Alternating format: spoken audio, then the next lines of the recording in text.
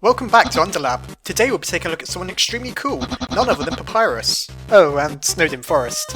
I was considering opening with a recipe for spaghetti, but that can wait.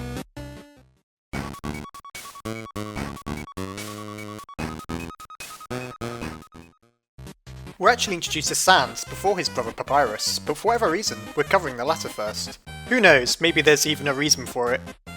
So just who exactly is this extremely cool skeleton?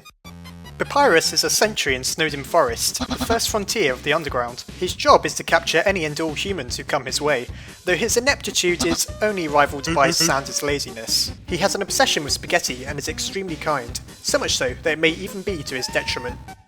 So let's just get the elephant in the room out of the way. Papyrus is apparently a master of travelling through space and time, as he seems to have borrowed the uniform of a Starman, an enemy from the SNES game Earthbound. There's probably nothing more to this other than it being a cute reference. After all, as anyone who's played both games will know, Undertale draws a lot of inspiration from Earthbound, as we'll find out later on. If you're anything like me on my first playthrough, you stocked up on plenty of food before fighting Papyrus. However, did you know that if you're beaten, Papyrus will actually capture you? Rather than killing you, you'll find yourself trapped within the Skeleton Brothers' garage, which you can easily escape from by just, using the front door. Also, if you somehow get captured multiple times, eventually, Papyrus takes pity on you. This is a good example of him just being simply too nice. If you can't beat him, he'll let you pass. As you can see, a bit like a certain other skeleton, Papyrus announces that he's too tired to fight before giving you the option of avoiding him.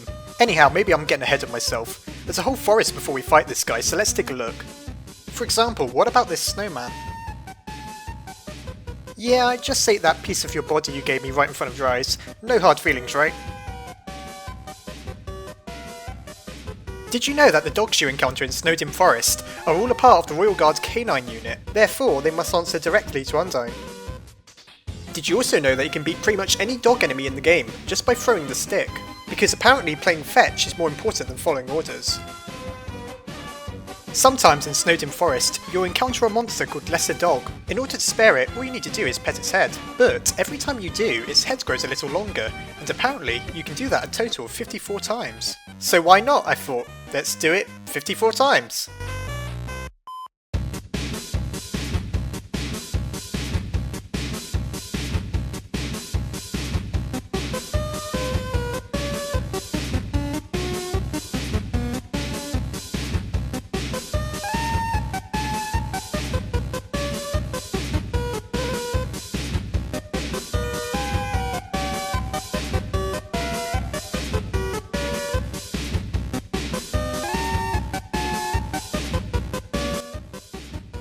Before moving on, let's take a closer look at Lesser Dog's shield. In the centre we can see the Royal Delta rune, which is an icon that appears all over Undertale, so much so that I'm thinking we should start counting them.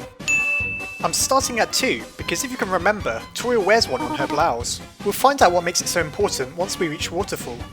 Do you remember playing the game with the giant snowball? It can be quite difficult to land it in the hole, but did you know, depending on how well you do, you can get different results? Play as incredibly well, as I did here, and you'll earn yourself a blue flag and 2 gold. Play a little better by constantly touching the ball, and you'll get yourself a green flag. Play with extreme accuracy, and you'll earn yourself not only a yellow flag, but 3 gold rather than 2. Play extremely well across the board, and you'll find yourself with an orange flag and 5 gold. Finally, play better than I can while doing all of the above, and you'll get a special red flag praising your effort and giving you 50 gold.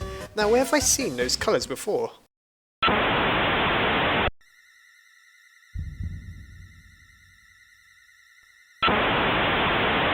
Did you ever bump into Jerry? He's unique in that rather than having any attacks of his own, he makes other monsters' attacks last 2 seconds longer.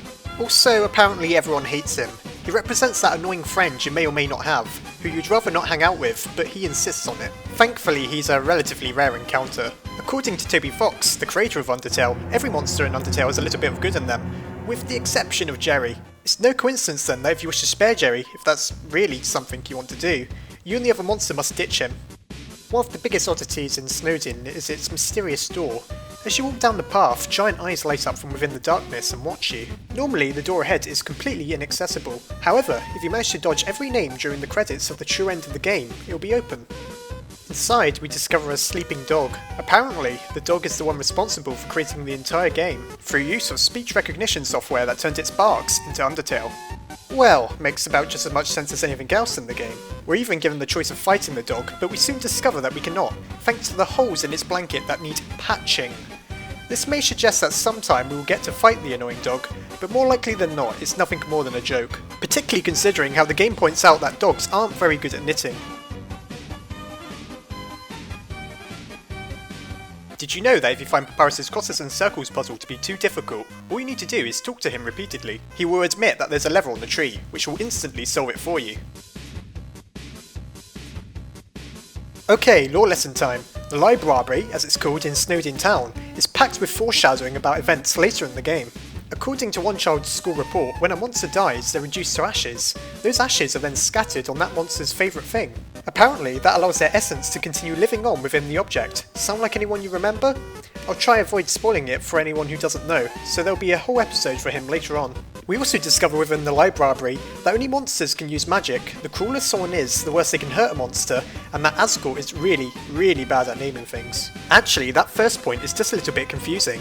After all, isn't the barrier supposed to be both magical and created by humans? Who knows what its true origin is?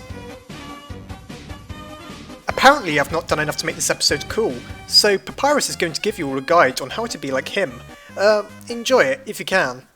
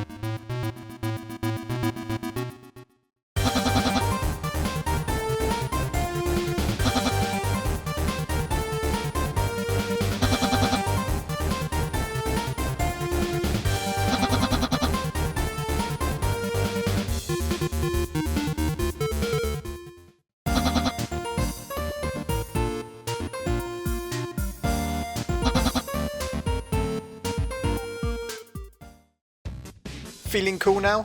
Before wrapping things up, let's take a look at a few cell phone conversations. From the one with Papyrus just before Snowdin town, we learn that he must be an excellent artist. Apparently he managed to paint a rock formation to look like a convincing rope bridge. Much later into the game, we learn that he goes under the internet handle CoolSkeleton95, so that's the guy who keeps updating his wall with pictures of spaghetti. Well, that brings things to their natural conclusion. Papyrus remains the coolest monster around, Sans is asleep somewhere, and join us next time, where we'll be...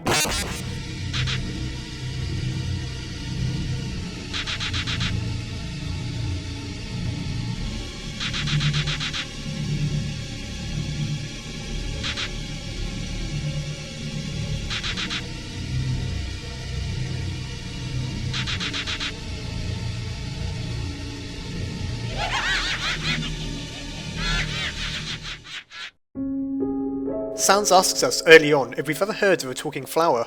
Well, yeah, we've met Flowey by this point. He goes on to explain to us that Papyrus often mentions having talked to a flower, one that flatters and encourages him. He believes that someone is pranking his brother, using echo flowers that we'll encounter later on in Waterfall. However, he's wrong.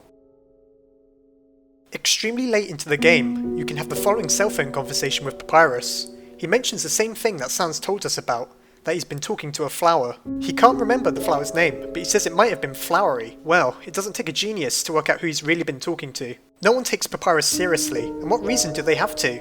If you reach the end of the game without doing a true pacifist run, you may wonder what the importance is of any of this. Well, it's actually quite simple. If you kept everyone alive, Flowey exploits Papyrus's gullible nature to have him call everyone to his location at the end of the game. That way he can steal their souls for his ultimate plan. What plan is that, you ask? To end this video abruptly so we can cover it in another episode. Papyrus really is far too nice. If you go to battle him after killing literally every monster in your way up until that point and proceed to murder him, for the short time that he remains alive, he's shown to still believe that within you there might be a good person. How do people manage the genocide path again? Then again I did, so oh well, kill them all I guess. Must be deja vu. So, what next? Well, we've just been for a snowy, icy wasteland, so I thought what better to cheer everyone up than to make the next episode the top 5 saddest moments in Undertale. See you next time!